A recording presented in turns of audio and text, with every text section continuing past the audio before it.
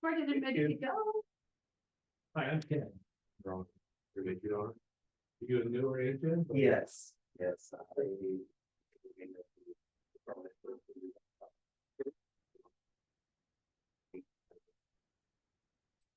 Program.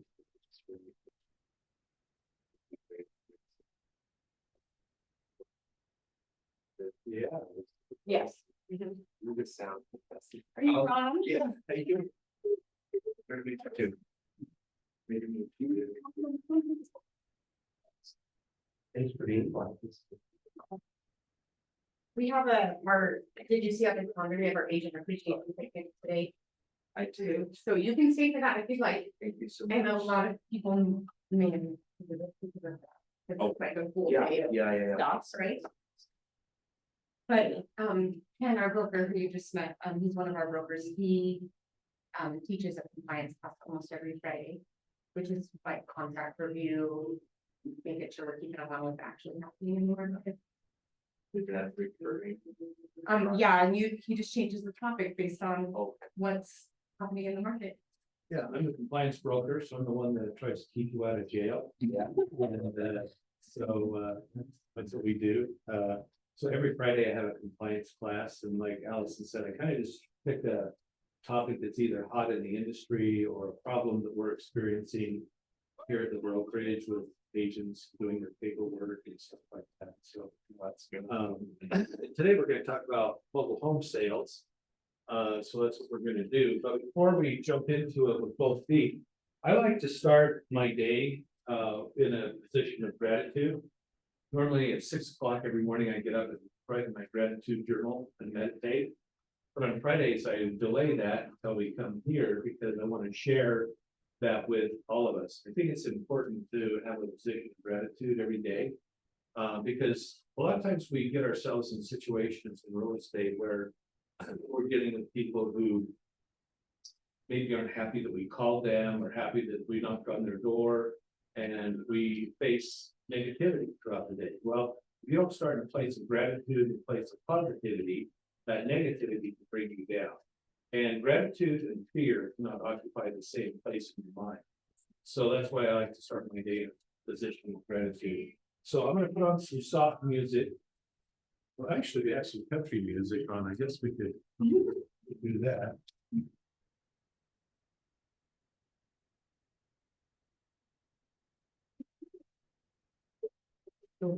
I know how to do it. Push a button up here, don't we? Yeah.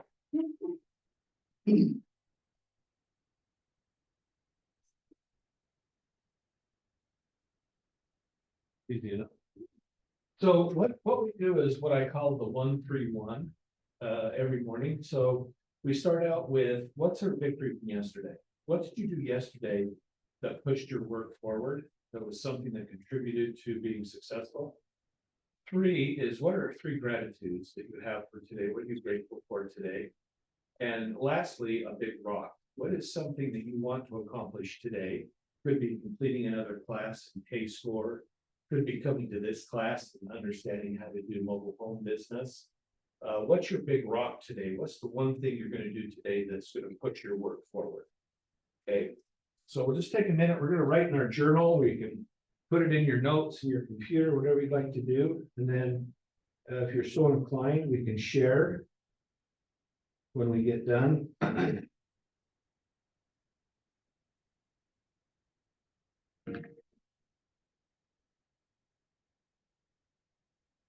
So 1-3-1, 1 victory from yesterday, 3 gratitudes from today. And what's your big rock?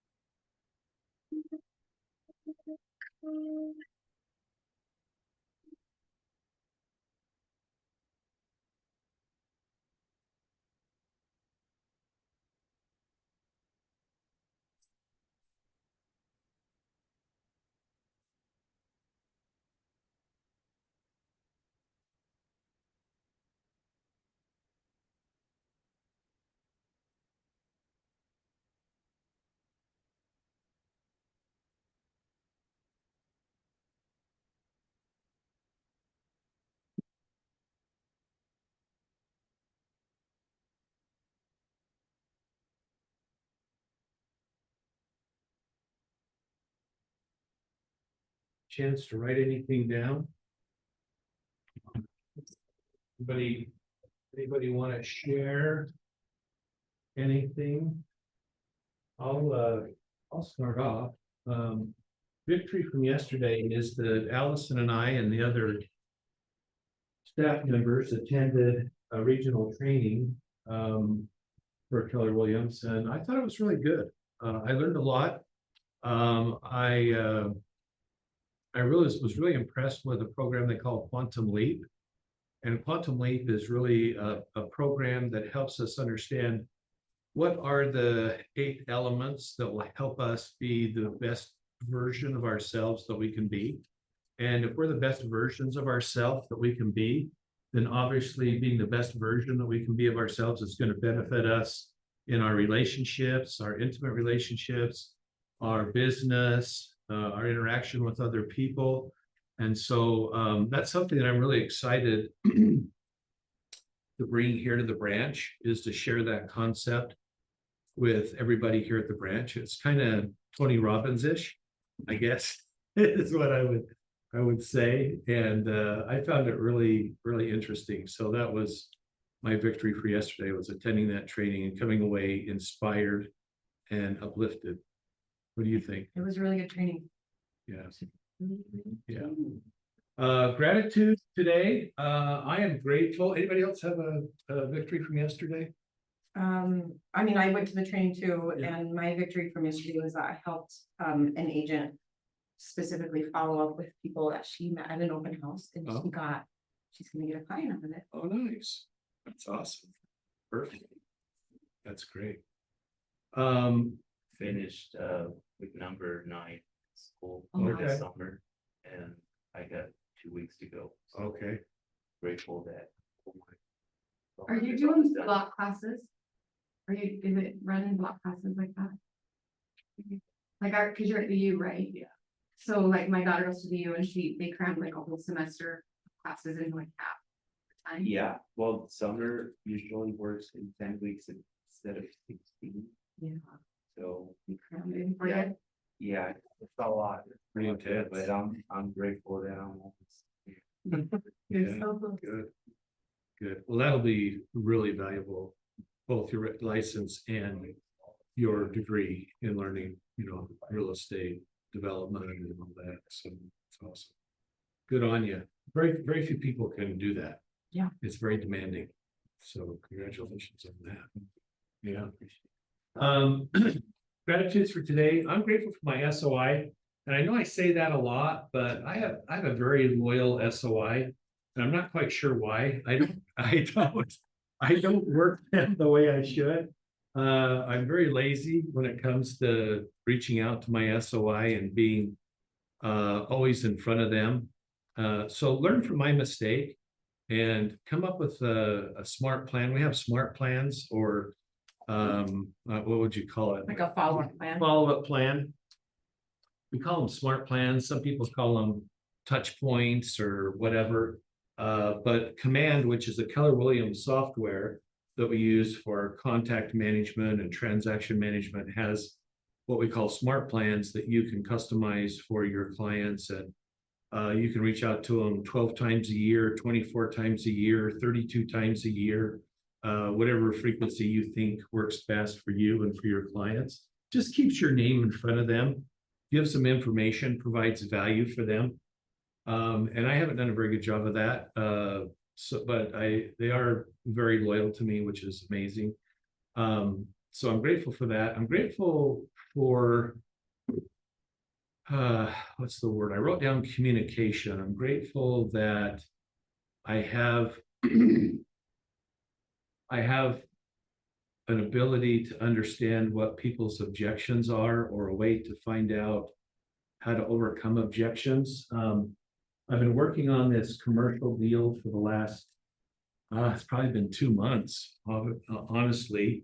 It's $1 million deal. Potentially could be about 6 million. Phase one is a $1 million deal.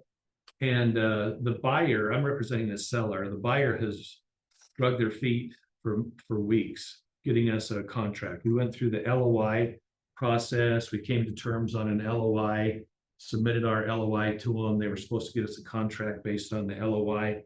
They sent us a contract that had nothing to do with the LOI.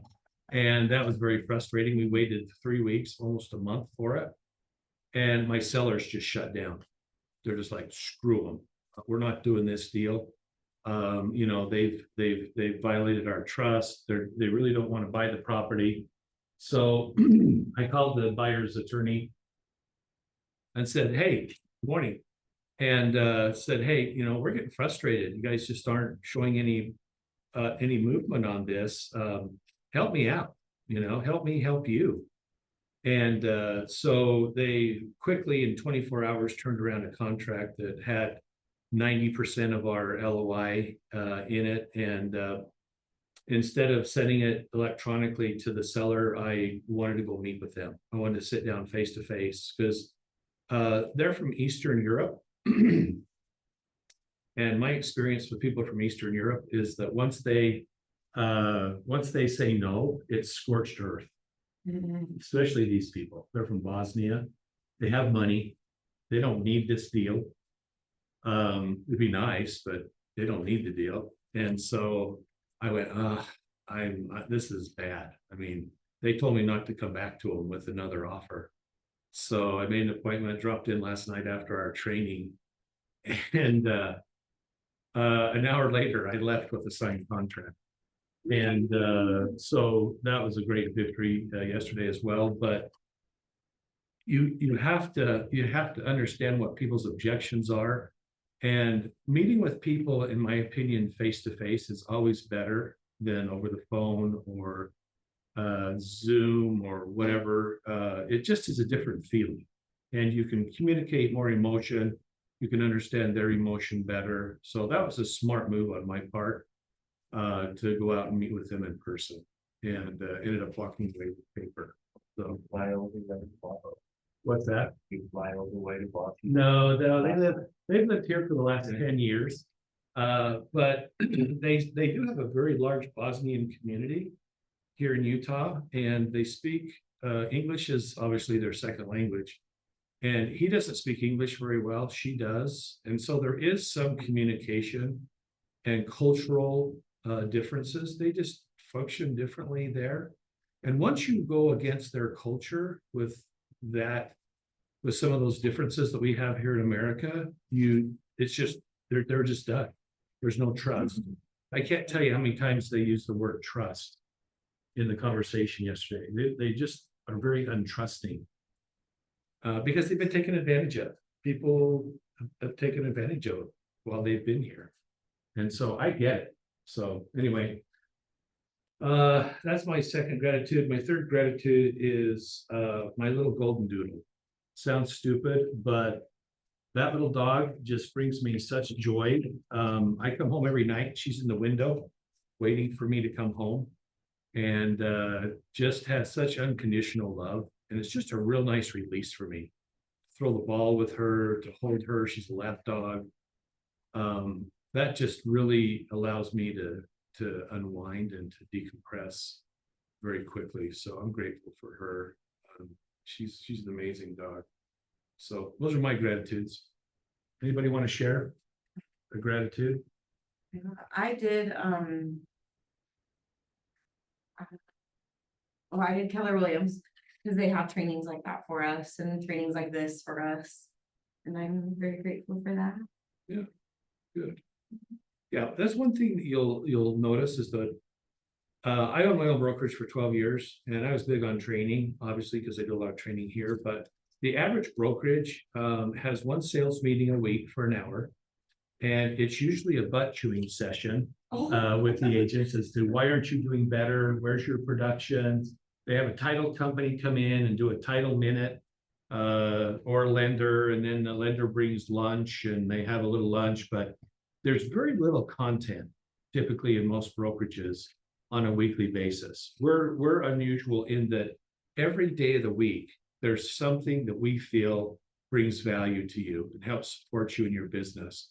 And we're open to comments and suggestions on what trainings we should be having at the office. So that's one thing that you'll see on our training calendar is that daily there's There's a lot, something every day. yeah, to the point where I caution people who are new in the business, spread it out. Yeah. Spread it out, because if you attend everything, you're going to feel like you're busy, but you're not doing those activities that are going to cause you to make money, which are lead generation activities. So be cautious about that. All right, and my big rock for today is I have a letter I have to get out to the brokers about their dues. Our dues are due this month, the $1,000 board dues. And so I need to get a letter out to everybody about payment of their dues.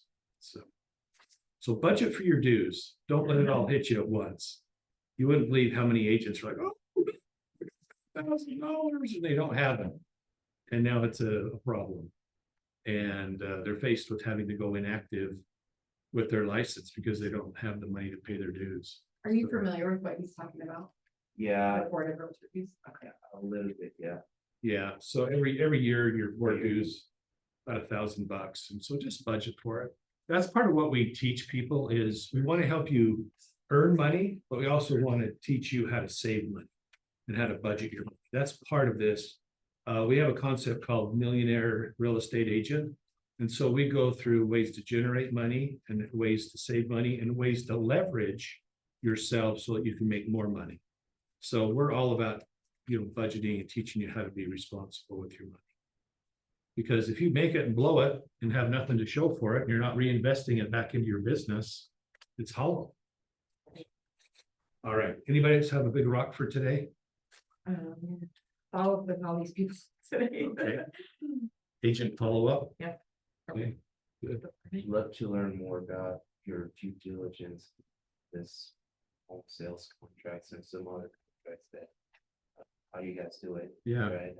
Yeah. I think that would be great today. Okay, good. Well, I'm glad you're here because this is important. And I'll tell you why. It's because mobile home sales are now the affordable housing for Utah. I've been in business 33 years. And mobile home sales was just something that was just kind of out there, and you really didn't want to do them because honestly, they take a lot of time, and because there's a lot of failure in the mobile home arena when people are buying and selling mobile homes, because back in the day, one would maybe cost $15,000. So if you figure 6% on $15,000, it's not a lot of money. So you're basically doing them as a favor to a client because by the time you went through all the process of selling a home for $15,000 or $30,000, you made minimum wage. Let's be honest. And so there wasn't a lot of money in it. But over the last 10 years, with the way property values have escalated from an average house in Davis County being $195,000 to now being almost $600,000, $580,000, $590,000. Mobile homes have increased right along with that. So those $15,000, $30,000 mobile homes are now $100,000, $150,000. I have one listed right now that's $275,000. We've reduced the price on it to $225,000. The one thing that's unique with mine is that it does include the lot. So typically in mobile home sales, the mobile home does not include the lot. It's just the mobile home itself. And so you'll see when you look on the MLS, you go to the mobile home section, there's an entirely separate section for mobile homes. And on there, it tells you whether it includes the land or doesn't include the land.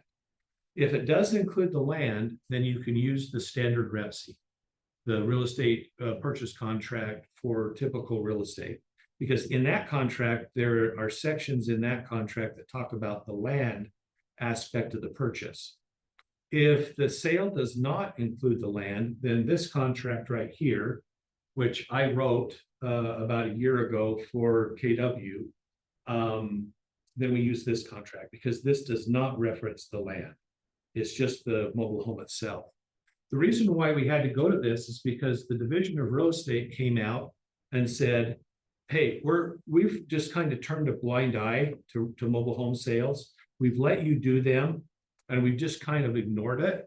But it's got to the point now where the value is high enough and we're seeing more problems in that area that we need you guys to make some changes. And what we want you to do is we want you to come up with your own contract.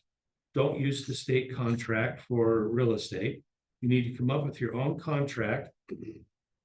And we don't want you to put the earnest money from the sale of a mobile home into your trust account.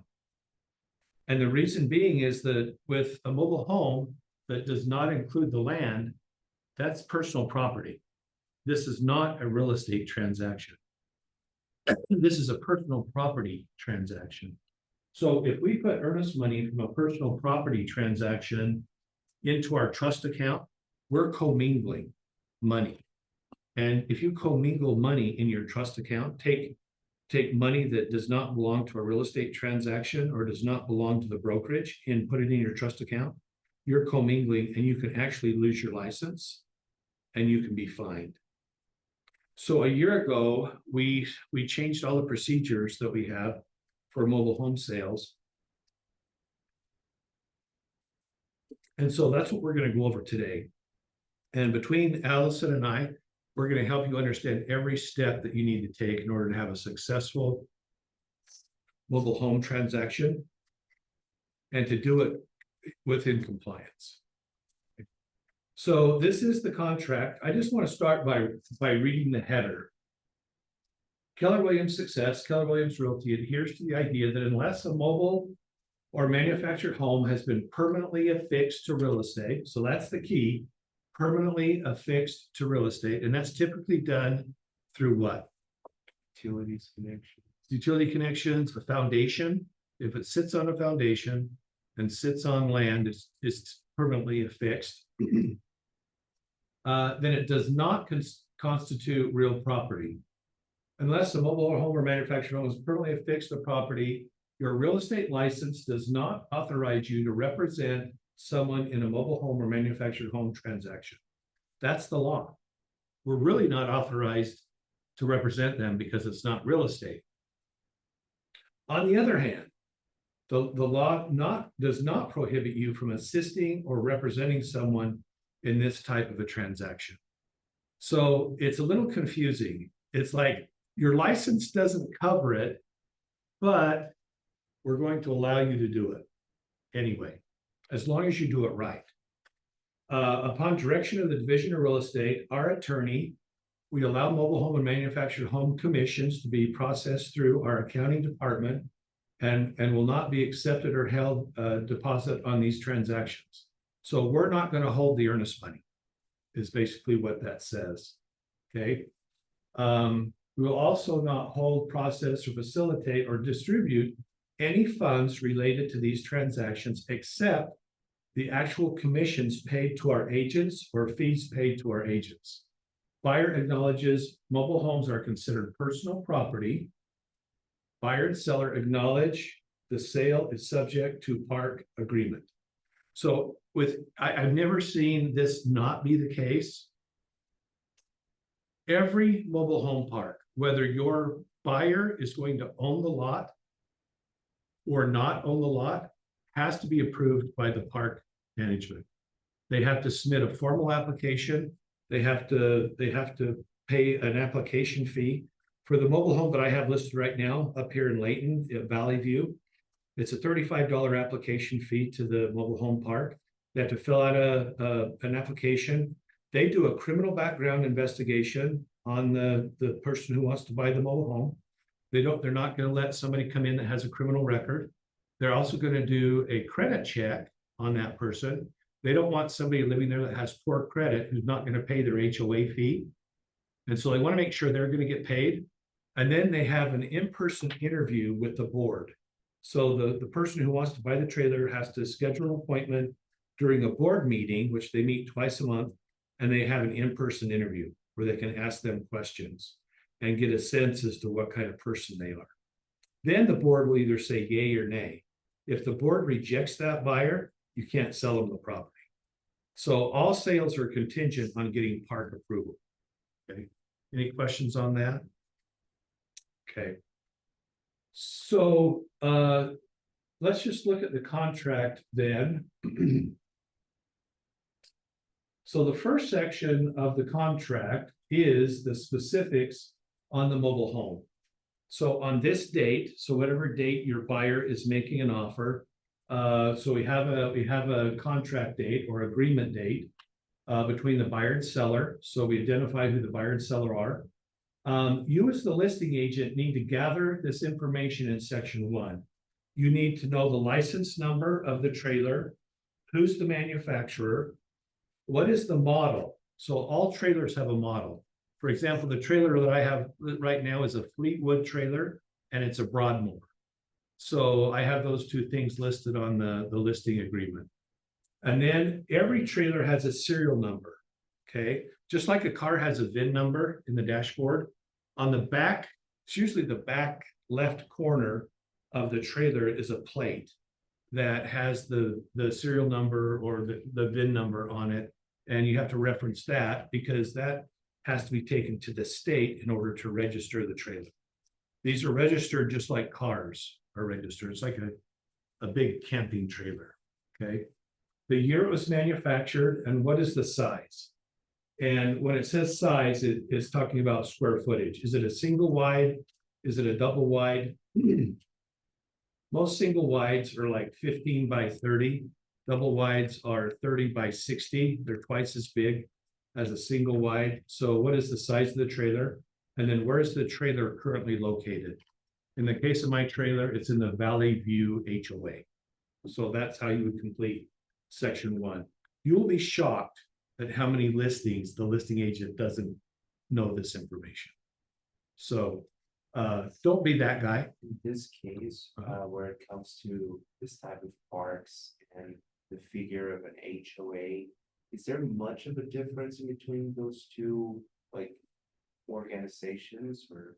So that's a great question. So I guess On the setting of a mobile. yeah, I should have backed up and explained the difference between the two different types of parks. So with your traditional mobile home park, the slot, the lot is rented. The person brings in their own trailer, they set up their own trailer, and then they rent that lot from the HOA. An average lease right now is $1,000 a month. That's what I see very often is $1,000. That $1,000 typically includes their water, garbage, sewer, because they do it through the HOA. And it also typically includes snow removal. So the HOA kind of takes care of the core services for the park. Some parks have a swimming pool, they have a playground, they provide some amenities for the residents as part of that fee.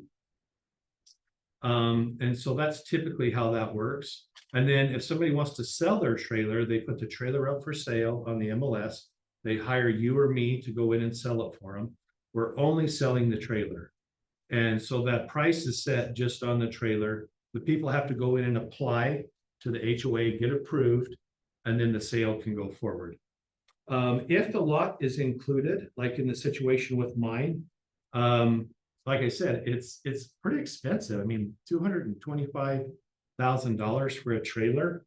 Mine's a single wide. It does include the lot. And so the person is buying the lot and the trailer. Because you own your own lot, the fee is a minimal fee. So in my case, since the owner owns the lot, the HOA only takes care of the water, garbage, sewer, and snow removal. And so the HOA fee is $150 a month.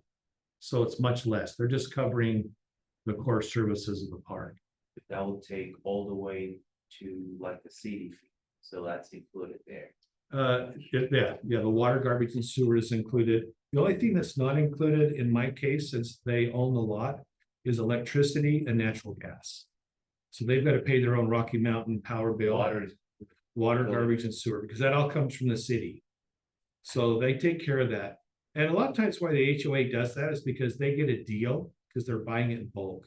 Just like with the garbage removal, if each individual person in there had to arrange for their garbage removal, it would be astronomical. It'd probably be $200 a month for them to contract with, waste management or somebody to come in and get their garbage. But the HOA contracting for everybody brings that price down to $10 or $15 a month because they're doing the whole park. So the reason why they do that is economy of scale. Yeah. All right. Great question. So that's the two ways that mobile home sales works. Either it just includes the trailer and they lease the lot, or they own the lot and they just pay a minimal fee for the utilities and snow removal. Okay, so in section 1.1, we identify who the buyer and seller are with their address, phone number, and email.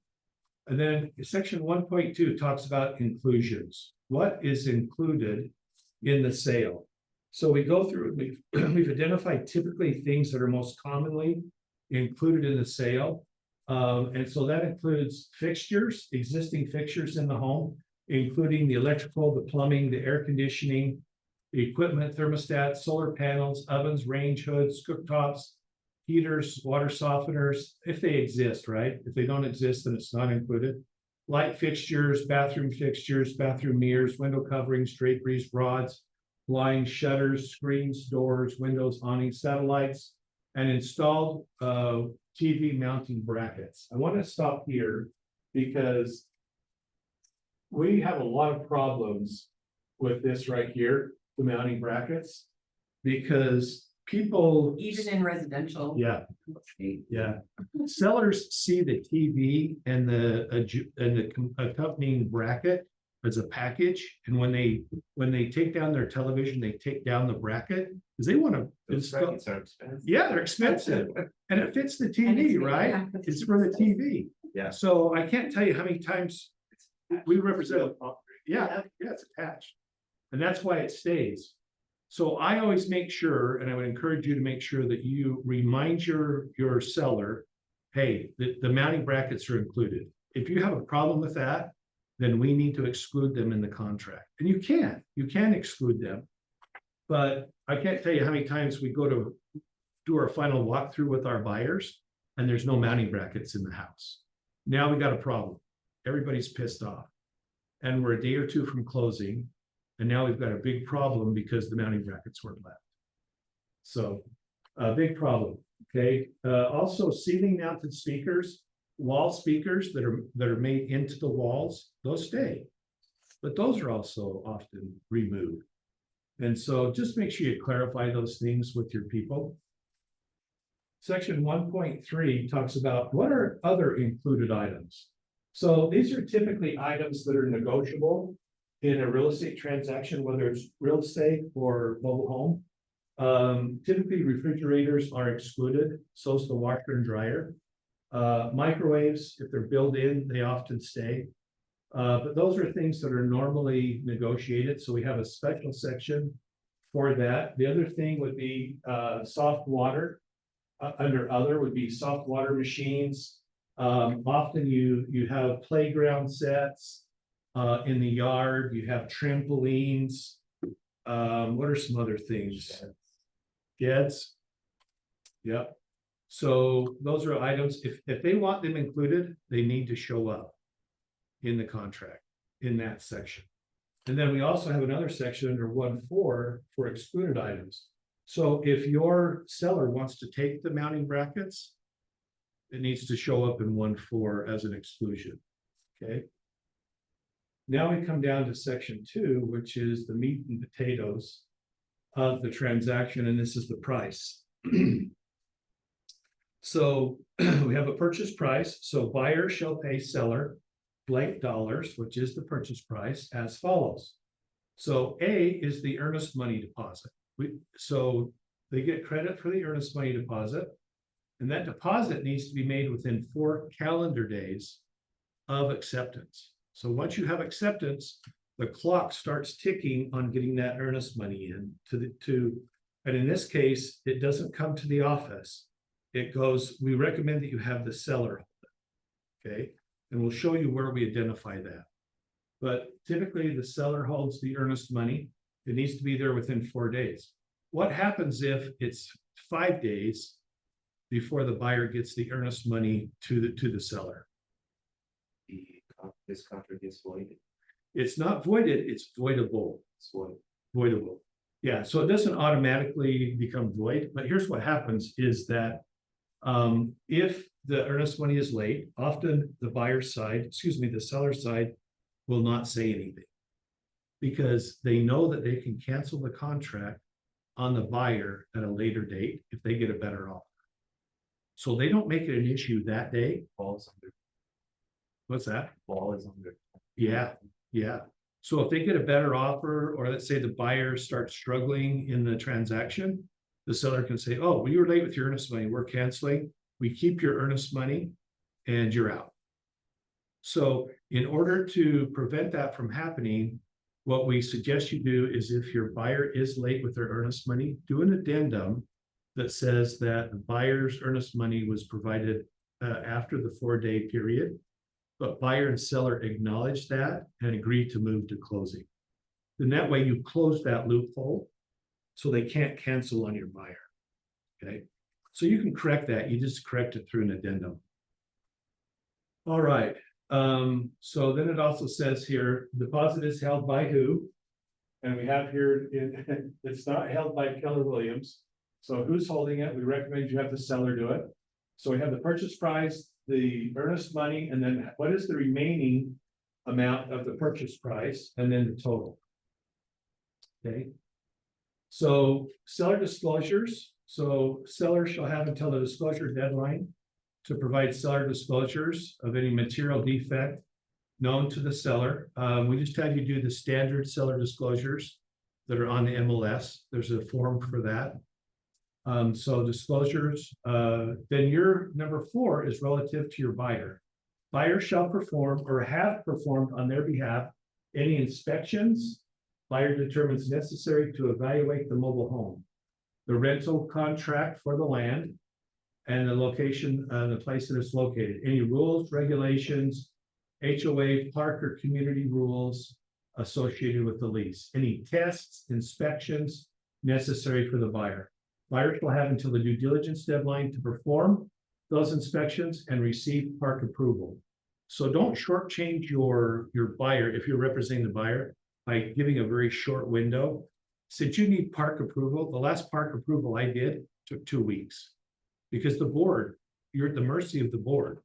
So my suggestion is on due diligence, give yourself 3 weeks.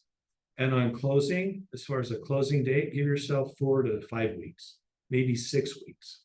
You can always agree to close sooner, but when you go ask for an extension on items, it usually ends up costing your buyer something. Okay.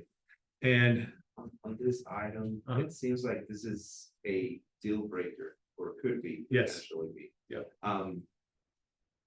How do you anticipate some of the, because you mentioned credit, profile, for this interview, and Mhm. it probably changes in between parking administrations, but what are things that you could implement so that you're either saving the seller or the buyer, Yeah, wherever you roads? that's a great question. I like your questions.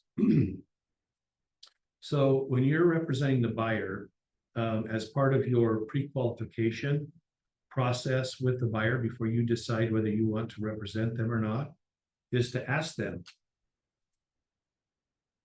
where are you getting your money? How much of a down payment do you have? Oddly enough, in the mobile home world lately, a lot of people have cash. They're paying cash.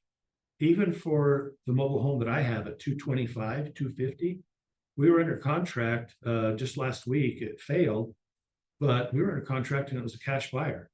I've sold 3 units in that park and they've all been cash. So people are using a lot of cash in these sales. Financing is hard because in traditional real estate, the lender can foreclose on a home and they have a package. They have the land and the home, and that's marketable. With a mobile home, they loan money only on the mobile home. That's not very marketable. It's a trailer. It's personal property. So there's only a handful of companies in the nation that I'm aware of that do a lot of mobile home financing, and it's a little tough. The thing is, they're always going to want 20 or 30% down. So if your buyer doesn't have at least 20 or 30% of $100,000, so if they don't have 20 or 30,000 in the bank, it's going to be hard for them to get a mobile home because they want them to have skin in the game, so they won't walk away from the trailer. Does that make sense? They consider it a high risk loan, and so they're going to require a higher amount of earnest money or a deposit down payment than a traditional real estate transaction. Because you can buy a real property, you can buy a house for as little as 3.5% down, but not with a mobile home. It doesn't work that way. So we can help you with financing options on that. Those that do that, we have contacts that specialize in that. But yeah, so number 4 is for your buyer, is to get park approval, do all of their tests and evaluations before the due diligence deadline. And we'll show you the due diligence deadline. But my suggestion to you is that you do 2 to 3 weeks on your due diligence. Don't rush it because you're at the mercy of the park. You're at the mercy of a home inspector. You're at the mercy of a lab if you're doing meth testing, mold testing. You know, sometimes the lab can take a week to get you mold results or meth results back. So you're at the mercy of other people. So give yourself plenty of time on that. So this one here, section 5 talks about prorations. So the way this works is the HOA fee, let's say it's $150 a month, like mine is, that equates to $5 a day for the HOA fee. So those fees are prorated on the month that you close. So if you close on the 15th of the month, the seller is going to owe the buyer $75 because they lived in the trailer half of the month. And so you have to prorate that HOA fee between the two parties so that those fees are shared based on what day you close. Does that make sense? So that's what that's talking about, is that those fees, property taxes, the HOA, all of those fees are prorated at settlement. Then number 5.2 asks the seller, are there any special assessments in the park? Because sometimes the park will come back to the property owners or to those who live in the park and they'll say, hey, we've got to put in new lighting, new street lighting. So we're going to assess every lot $500 this year to put in new street lighting. Well, a buyer needs to know that if there's a special assessment. So section 5.2 talks about that. Are there any special assessments in the park? And if so, how much and who's going to pay for it? The seller, the buyer, or are they going to split it equally between the two parties? Okay, so you need to determine whether there's any special assessments or not. in the park. Sometimes they can be significant. Not in mobile home sales, but in real property sales with condos and townhouses. When those projects need to have new roofs on the buildings, that's hundreds of thousands of dollars. And unless they've budgeted for that over time, I've seen people get nailed with $10,000 assessments for their townhouse or their condo because the HOA has mismanaged that cost and hasn't set that money aside each month for new roofs. So it can be significant. So just make sure that when you're representing a buyer, that you make sure that you have a conversation with the listing agent about any assessments. And if you're the listing agent, make sure you check with the HOA and say, hey, are there any special assessments? Because sometimes your seller won't be truthful with you because they don't want to disclose that there's a big assessment. I'm just trying to get rid of property. Yep. Look at that. Yep. Do you also go to this administration's HOA park administration beforehand just to make sure about that? Yes, because you need to get documents from them. You need to get a copy of the application. You need to get a copy of their rules, their regulations, their CCNRs. So you need to contact the HOA anyway. And on the listing, it tells you, here's the name and phone number for the HOA. And you need to ask them for a copy of all of those documents because as the listing agent, it's your responsibility through the seller to provide those to the buyer along with the seller disclosures. So once you go under contract, the listing agent's going to provide the buyer's agent the seller disclosures, and they're going to provide them with all of the HOA documents, the rules, regs, CCNRs, the bylaws for the HOA. How is it set up? Who's in charge of the HOA? So you'll get about 4 to 5 documents from the HOA on this kind of a transaction. And then you give those to your buyer and review them. You review them yourself. Just make sure that there's nothing that's not going to cause them some grief. The biggest problem that is coming up is dogs. These parks are outlawing what they consider to be vicious dogs, German Shepherds, Rottweilers, Pit Bulls. So if your buyer has one of those breeds and the park does not allow that dog in the park, that's going to be a problem because they're going to buy something that now they have to get rid of their pet. And so, yeah, it's a deal breaker. Yeah, the dogs are a big problem if it's of a certain breed. So now in section 5.3, we're talking about closing costs and fees. So the rent on the lot in section 5.3b is going to be prorated, and any deposits that were made on the lot rental based on the day of the month that you close, there's going to be a proration on that. And then the HOA fee, there again, the $150. How is that going to be managed? Who's paying that?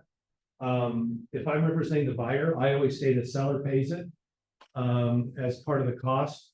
I always try to push as many expenses off my buyer onto the seller as possible. So anytime it says in the contract buyer seller are split equally, I always choose the seller if I'm representing the buyer. If the seller's unhappy with that, they can counter that and say, no, I'll split it with you, but I'm not going to pay all of it.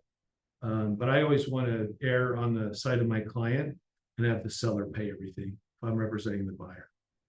Okay. It's just cleaner that way too, because they already have a relationship with the HOA. They're already paying the HOA. And a lot of times this stuff's already prepaid. So why not just have them pay it instead of have your buyer worry about it? Okay. And then the lease fees. Some parks are charging a change fee, and sometimes it can be significant, $500. And it's stupid. All that really does is increase their bottom line. But a lot of them are charging $500 to change who the renter is from one lot to the next, or who the buyer is from one lot to the next. They call it a change fee.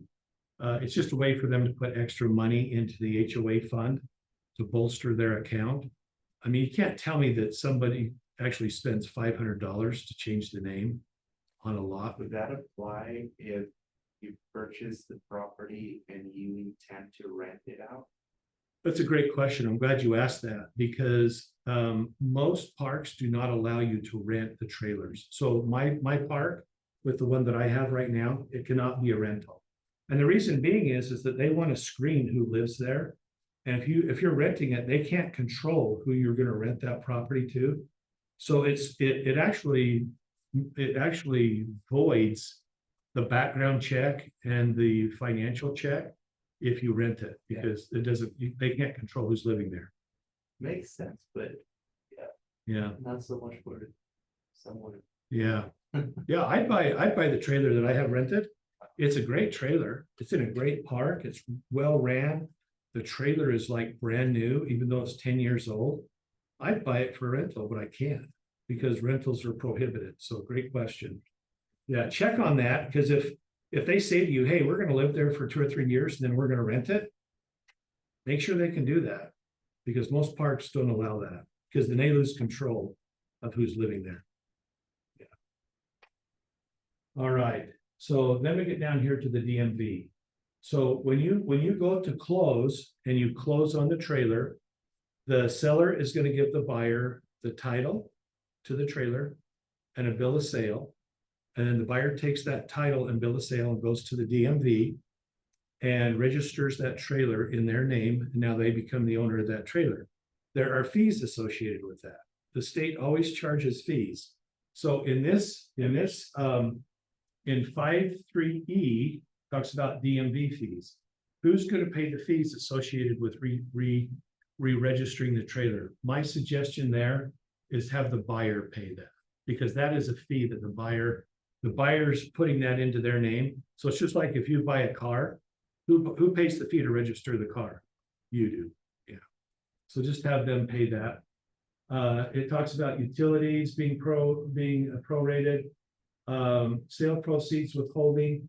We're going to withhold for certain costs if the payoff amount cannot be ascertained. So like, for example, if there's any judgments or liens against the property, we're going to hold back money for that. I've never seen that be the case. Everything usually is pretty cut and dried. So I've never seen a hold back. I guess it's conceivable. But that's in there just in case, because there's always exceptions. Who pays title usually? It's actually Buyer. Yeah. Home warranty plan. Is there or is there not a home warranty? And if so, who is going to pay for it? So what I recommend, if you're representing the buyer, have the buyer order it, have the buyer select it, and have the seller pay for it.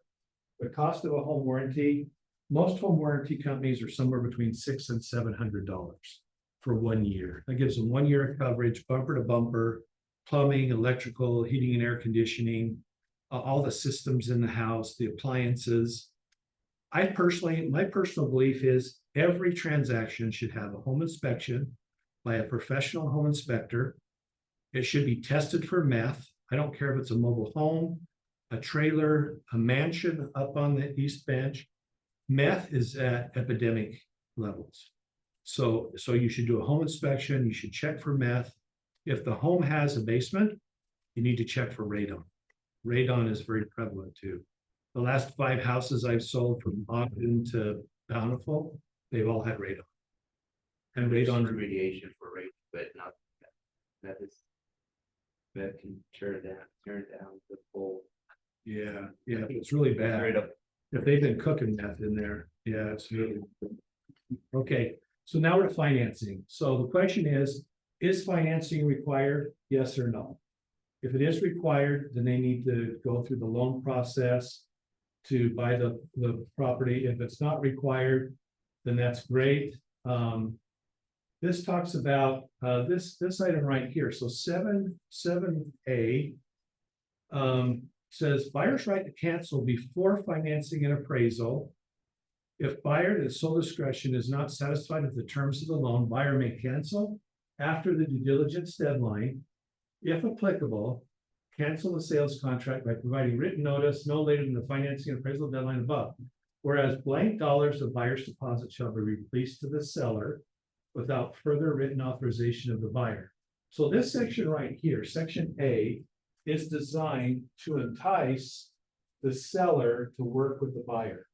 So that would only be if this property is a really, really desirable property. And the buyer wants to make sure they have every opportunity to secure the property. Basically, what this is saying is, once I inspect the property, I'll let blank dollars of my earnest money become non-refundable before I have loan approval. So it's a way for a buyer to entice the seller through releasing some of their earnest money, because typically in this transaction and in real estate transactions, the buyer's earnest money is not at risk until finance and appraisal. So this is the halfway point between due diligence and finance and appraisal. You can say, hey, I'll let $500 of my $1,000 become non-refundable after I've inspected it. I'm that confident that I'm going to get the loan that I'm willing to let $500 be at risk. And that tells the seller, hey, these guys are really confident that they're going to get their loan. Most buyers won't do that, but that's just a secret weapon that you can deploy. If your buyer says to you, look, I want this house and I want you to do everything possible to help me get it. That's one way to sweeten the pot, is to put an amount in that section right there that they're comfortable losing in the event that they can't get a loan. But I wouldn't do that unless I was very confident that I was going to be able to get my loan. Okay. Any questions on that? And then if financing and appraisal passes, then all of the earnest money becomes non-refundable. That's the deadline. Okay. So, and then also the next section 8 talks about appraisal. If they're getting a loan, there's going to have to be an appraisal. So if they're getting financing, then section 8 is yes, it is subject to an appraisal. If they're paying cash, they can choose whether they want an appraisal or not. Some of my cash buyers want an appraisal just to verify that they're not overpaying for the property. And others say, no, why would I waste $1,000 for an appraisal? I'm good. You know, Yeah. Okay. And then buyer's right to cancel. The buyer can cancel without any reason through due diligence. Okay. Once due diligence passes and now you're in finance and appraisal, they can only cancel and get their earnest money back if they're denied a loan, or if they don't like the loan terms. So the first half of due diligence is for any reason. They don't even have to give a reason. They can just cancel. Once you pass the due diligence deadline and you're in finance and appraisal, now it's based on the financing. Does that make sense? So it's actually kind of 2 parts. Okay. Now we're going to talk about closing. So number 10 talks about the closing date. You put a date in there. And then since there's not a title company involved, because this is not real property, the listing agent typically prepares the documents for closing. But you can specify right there in 10, documents are going to be prepared by who? The buyer's agent, the seller's agent, or someone else. But if it doesn't include the real estate and it's not real property, title companies are not involved. It's up to you as the agents. And I'll show you, we've provided a closing statement for you in this package. If buyer fails to pay seller in full the purchase price by 5 o'clock on that date, seller may at its sole discretion cancel this contract and retain the deposit as liquidated damages. If seller fails to perform its obligation on 5 o'clock, and that is to have a valid title and a valid bill of sale, and to have the property clean and free of any personal property, and be ready to turn it over to the buyer. If the seller fails, then the buyer can request of the seller an amount equal to the amount of their earnest money as liquidated damages. Does that make sense? So if the seller fails to perform, their liability is the same as the buyer's. It's equal to the earnest money. Okay. Now, you can always extend. If somebody has a situation that comes up, you can always ask for an extension to the settlement date. That's fairly common, unfortunately. Sometimes financing doesn't go the way it should. Like I said, the last time we did park approval, it took 2.5 weeks to get park approval. That's out of your control. Financing's out of your control. They'll get the loan done. When they get the loan done, they do have the date on the contract. The lender does get a copy of the contract. They know when they're supposed to have the loan done, but sometimes they don't. They just can't meet that deadline. So that's kind of how that works. And then the last one is encumbrances. Seller warrants that it is legal and true owner of the property. They have the right to sell the property. Seller warrants that the mobile home is free and clear of any encumbrances, mortgages, leases, security interests, or claims. Okay, and they agree to defend the buyer against any such actions. So here's our deadlines. So the first deadline we have is the seller disclosure deadline. That's the deadline where the seller is going to give you the seller property condition disclosures, and they're going to give you all of the documents from the HOA. That usually can be done pretty quickly. That date is usually a week out from the day that you write the contract. So if we're writing a contract today, today's what, the 19th? I would make that date the 25th, something like that, 23rd. 24th is a state holiday. Don't put down state holidays or national holidays or weekends. Keep all of your deadlines business days, because agents are actually working those days and title companies are working those days. So that can usually be done within the first 5 to 7 days. Like I said, due diligence and park approval, I'd give yourself 2 or 3 weeks on that. Finance and appraisal, 3 to 4 weeks out. And then settlement would be 4 to 5 weeks out. Okay, so you put down the actual dates on all of those deadlines. And compound to each other. Due diligence 3, then another 3 for finance, a total of 6, 7 weeks in total for the transaction. Sometimes you can do it quicker than that, but these transactions seem to drag for some reason. And then this identifies who the brokers are and the brokerage in each side of the transaction. That's important because the buyer is actually going to cut checks to everybody. They're going to cut a check to you as agents. They're going to cut a check for the net amount to the seller. So it's different than a title company transaction. So that's why it's important that they know this information as part of the transaction. And then you have the deadline right here in 12. The buyer offers to purchase. Seller does not accept this by this date on this time on this date. Then this transaction is dead. It lapses. Okay. Buyer signs. Seller indicates down here whether they're going to accept, counter, or reject the offer. And then if they accept this offer, then you're under contract. Then the earnest money is due in 4 days. And it's due payable to the seller is what we recommend. We've also created an addendum form for the mobile home contract. So this is in your packet. So you can use this if you need to amend your offer or to counter the offer. There's a specific mobile home addendum for that. As far as earnest money goes, this is the earnest money receipt. And so it identifies who the buyer and seller are, who the buyers and sellers agents and their brokerage are. It identifies the property address, and then it identifies the date that the money was given and in what form. Was it a personal check, a cashier's check?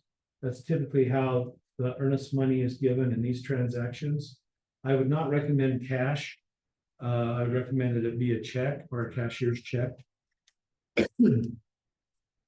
That gets held by the seller. It asks, is this a mobile home? Yes or no. The person that accepts the earnest money deposit prints their name. So in the case of John Smith, who's the seller, that would get printed there. And then John Smith would sign and date this, saying that they received this amount of money right here as earnest money. Okay. So that's how the earnest money is held. Okay. A copy of this goes into your file. And each party needs to get a copy of this as well. Okay. When your client signs something, you should give them a copy as quickly as possible. Scan it, email it to them. If they're doing it electronically on DocuSign, they get a copy of it automatically through the signature service. But make sure you give your client a copy of everything they sign. It's your responsibility to do that. Okay. All right, I want to talk about the closing statement. So we've prepared this closing statement for you. So if you're the listing agent or whoever is indicated on that section is going to prepare the closing documents, this is the closing document. Okay. So you have the gross purchase price. So that's the contract price. How much earnest money did the buyer provide? Let's say, for example, we're $200,000. The buyer put down $1,000 earnest money. The seller is going to credit the buyer $5,000 because the property needs a new roof, or there's some repairs that need to be done to the property. So that's going to come back to the buyer. The seller has also agreed in the contract in section 4, where it talks about part prorations. Let's say that he's agreed to pay the first month's HOA fee of $200. That would go right here. If the seller has agreed to buy a home warranty for the buyer, that's $700. That number would be put there, because all of these items right here are going to come out of this.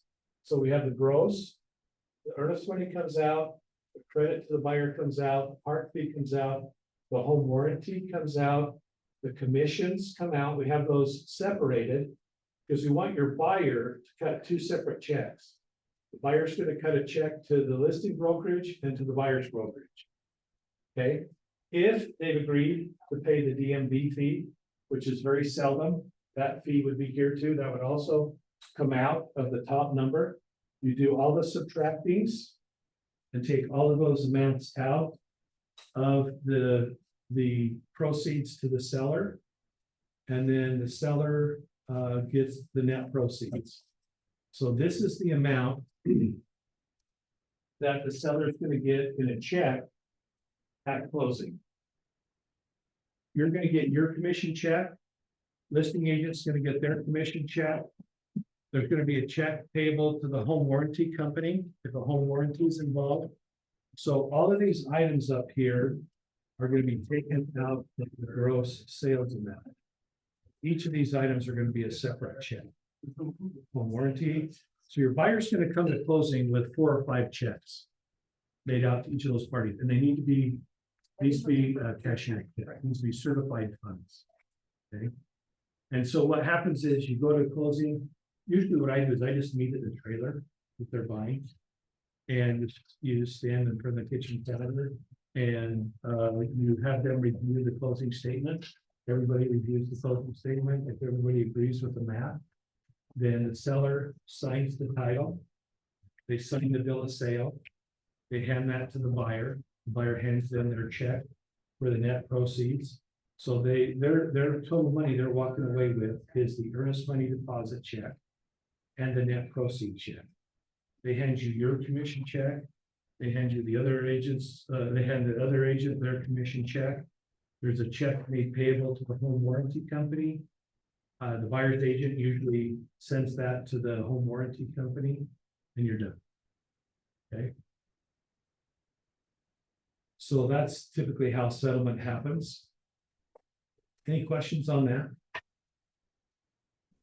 If your buyer is getting a loan, this is very, very important.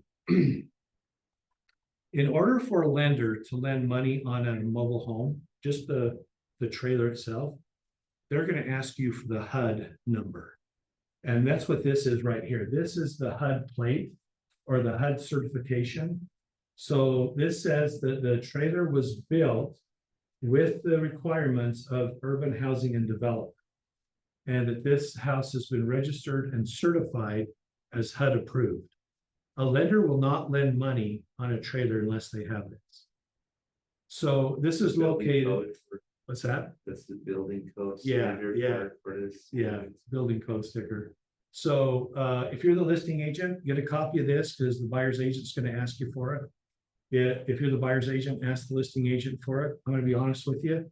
A lot of them aren't even gonna know what you're talking about. Unfortunately. This is located in one of two places. It's either located in the utility room inside the trailer where the breaker panel and the water heater and the furnace are, or it's also on the rear left side of the trailer with the registration plate as the VIN number on it. Okay. So if you're getting a loan, that's a must. So the seller needs to provide the original title.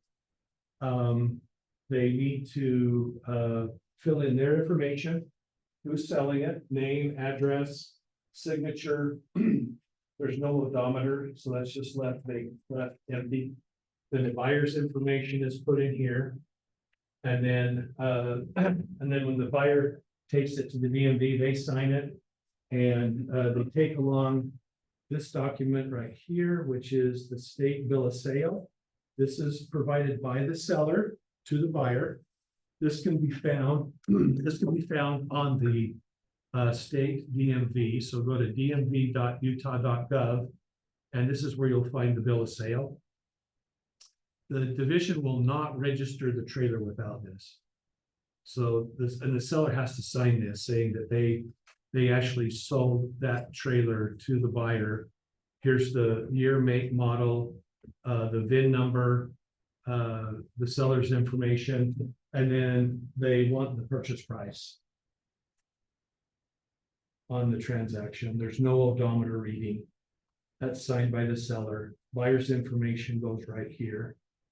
And then in your transaction with the company, we obviously need a copy of the contract, we need a copy of all of the addendums. It's also a good idea to put all of the HOA documents in your transaction. We do that electronically. It's all stored electronically in Command. In order for us to pay you, we also need a copy of the title and the bill of sale, okay, and the closing statement.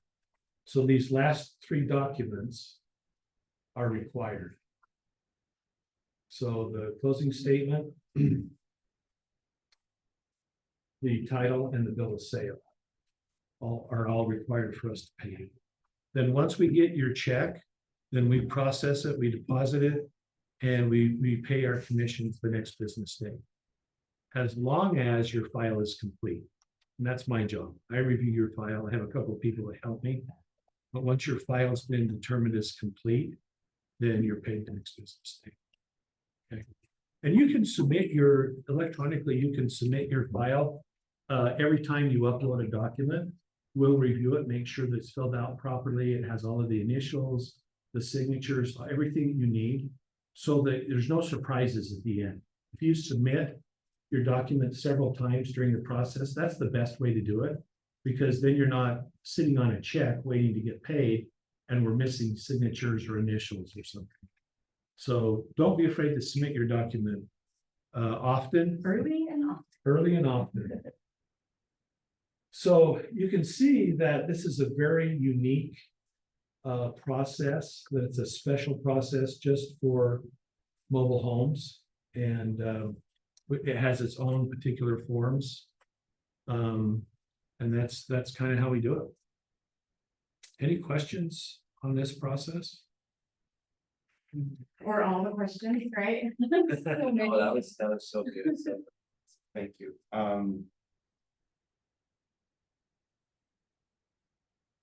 When you mentioned that you have to interview in order to get accepted by the park administration or HOA entity. I heard some people purchasing property in 55+ communities and then arguing that there is no law prohibiting them from living there. Is that applicable with this settings? And how do you go about the law, the perception, and everything else in between there? That's a good question. I'm gonna be honest with you. I don't know the law around the 55 age thing. I'm gonna have to do some research on that. Whether it's actually a legal thing or whether it's just a rule or a covenant. Or if it's a covenant, it's enforced by jurisdiction, that's my understanding, but Yeah, as HOAs usually are CCNRs. yeah, yeah, Those are enforced by yeah. jurisdiction having authority. Yeah, I would just say, obviously, you don't want to do something that's gonna put you at odds with the HOA or with your neighbors. So it would be foolish to try to do that if you're not really 55 or older, to buy in that community and to try to force a legal issue. I don't know, I just wouldn't go down that road. Now, I don't know whether it's a legal thing or whether it's, like I said, a rule of the HOA and they'll enforce it. Because they have jurisdiction in that area. Not legally, but they have rules, right? They can make your life miserable. My experience is that they actually have language in their CCNRs that says that if you become a nuisance in the park, or if you become behind on your payments, that they can actually have adverse possession of your property. They can take control of your property, sell it and pay you what they owe you, and then they own the property. So there is adverse possession typically written in their contract. Yeah. And they do it because sometimes they get a bad apple in there, somebody that's breaking the law, they're stealing from people, they're harassing their neighbors and stuff like that. They tell them to move, they won't move. And so then they just say, okay, if you're not gonna move, then we're gonna take over your unit, we'll sell it, pay you what's owed on it, and we're gonna own it now. And we're gonna find somebody new to live there. Yeah. The other question I had at the very beginning when you were expressing your gratitude, you mentioned you're grateful for your SOI. What are the Sphere of influence. So those are your friends, co-workers, people who, sphere of influence basically says that they know you, they trust you, they like you. You have commonality with those people. And that's what you want to be identifying as you're in real estate school. You want to, if you haven't already, be putting those contacts, those people that trust you, people who you want to market your real estate business to. You want to be putting those in some kind of a CRM, a contact management system, so that you then can put those in our command software and market to those people. So it's proven that agents who have at least 200 people in their database that they have their phone number, their address, and their email address, they make 3 times the money of agents who do. It's statistically proven. So we call it the 201 Club, and that's where we try to get you to be. Is to have 201 contacts, valid, good contacts in your CRM. And if you have 201 contacts and you're systematically marketing to them the way we teach you, then you'll make over 100,000. Guaranteed. It's proven over time that those that have at least that number, and you market to them consistently, that you have that kind of success.